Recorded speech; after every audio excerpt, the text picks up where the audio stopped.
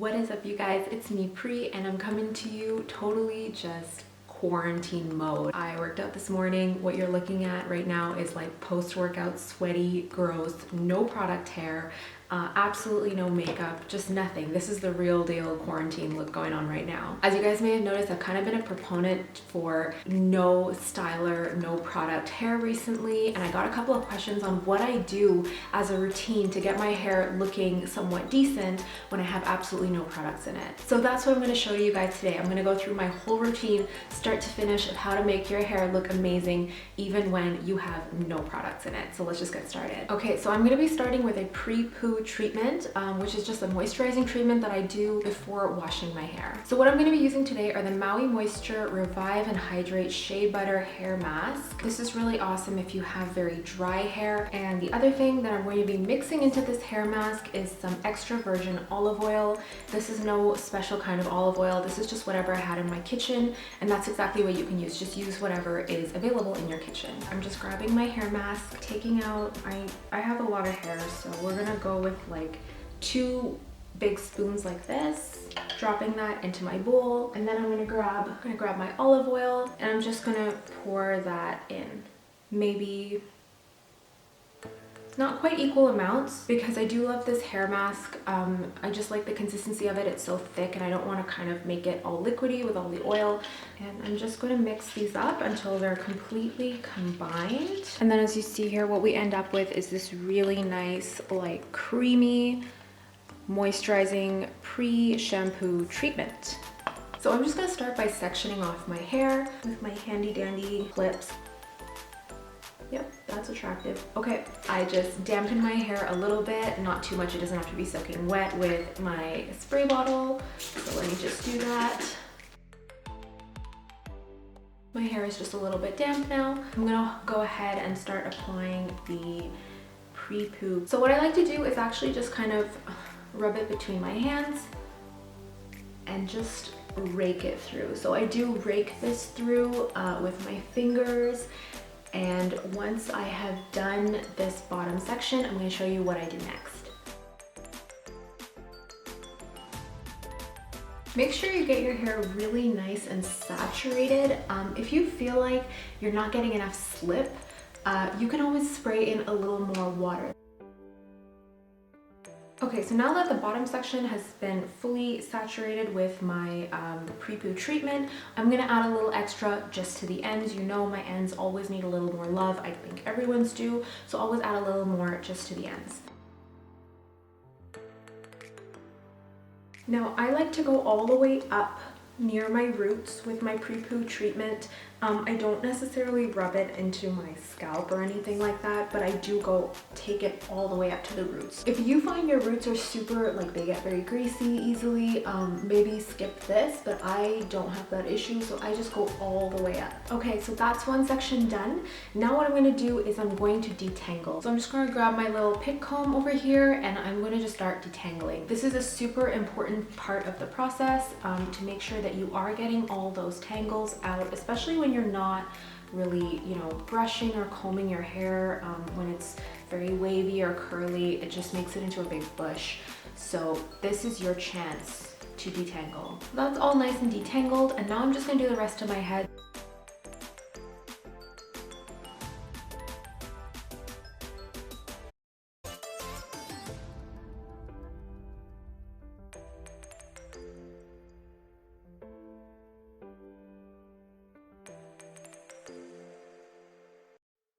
Okay, so finally my hair is completely saturated. All my Pre-Poo is used up, and I'm just gonna go through one more time with my comb to make sure that all the tangles are out. Okay, so my hair is completely saturated. It is completely detangled. I have hair all over me. It's just everywhere. Okay, moving on. Now, if you choose to do curl training, this is a great time to do that. Especially when you're not using products, curl training can be a really good option to give you more definition and a curl pattern that you're happy with. I don't generally train my curls, frankly, just because I feel like it takes a long time, but I do have a couple of wonky pieces and I would like to target those, so I'm just gonna do that. There are a lot of options when it comes to curl training in terms of ways to do it. So one of the ways, the way that I do it when I'm just trying to target those couple of pieces that are really wonky. Just kind of grab my comb once again, go through that piece that I'm trying to target, and what I like to do is kind of finger coil it. So I'm coiling up, just kind of squishing at the top, let it go loose. Sometimes I do it a second time.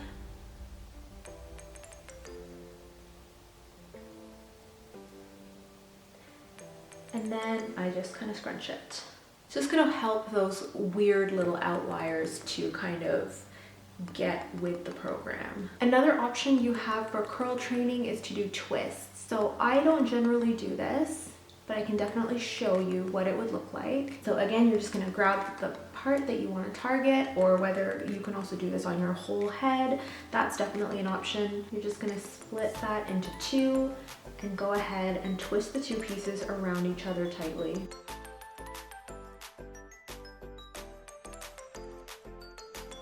Yep, so that's what it would look like if that's what you're choosing to do.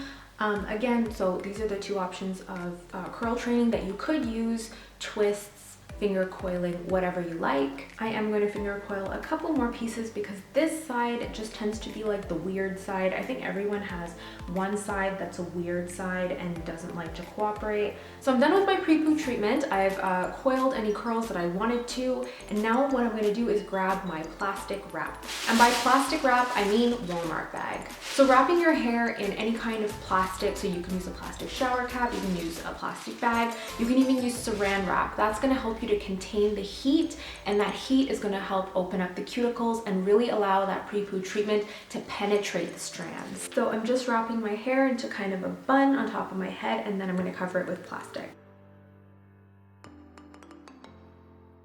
Oh, just trying to free my ears. Oh yeah, this is a whole look. So once you've done that, then you can, if you want, you can just leave it like this. What I like to do is I throw like a shower cap on top. So I like to do that. It just keeps everything in place. I love this shower cap. This is from Sephora, and it is like the plastic water resistant material on the outside, and on the inside it's actually microfiber. Okay, so I'm all wrapped up. My pre-poo is in, the heat is contained, and I'm ready to just let this sit. I'm gonna do it to 30 minutes to an hour, depending on how long I can sit around like this, and I will come back to tell you guys about what I'm gonna do in my actual wash process.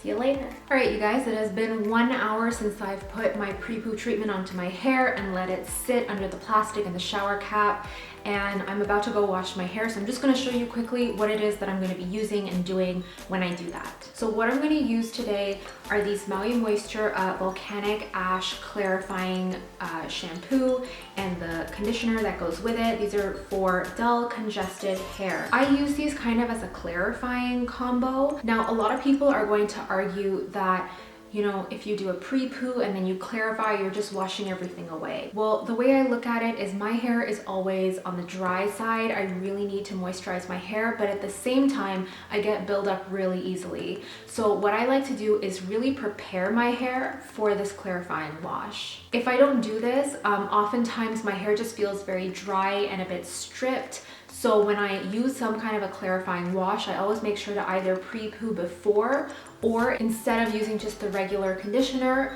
I will use the shea butter mask. This one here, just in the shower, and I'll leave it on for like 5 to 10 minutes.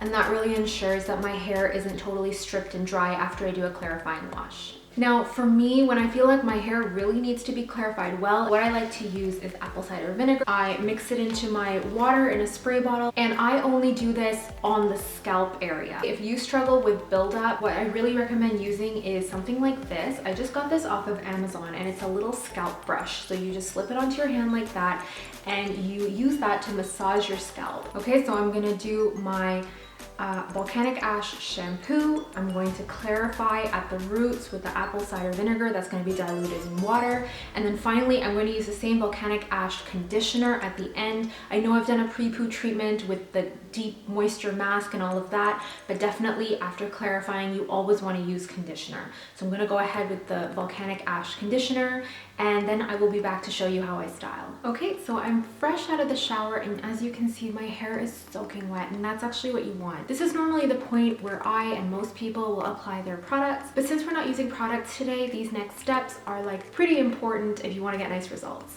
So what I have here is my microfiber towel, and I'm just going to really gently squeeze the water out of my hair. Now notice how I'm keeping all my hair together. I'm trying to not break up the clumps. That's super important if you want to get good results. Now I style my hair normally right side up or side to side. I know a lot of people like to style upside down, so if you want to do this upside down, whatever works best for you. Okay, just gonna switch sides here and do that again. Okay, once you've scrunched out a lot of the excess water, what you're gonna do is scrunch your hair with your towel. Another thing that I forgot to mention, which is really important, is that while you're doing your hair washing and conditioning, make sure to do the squish to condition method, which just means that once your conditioner is in, by the way, I like to use the same pig comb that I had earlier, and I like to comb the conditioner through to make sure that all my hair is fully saturated.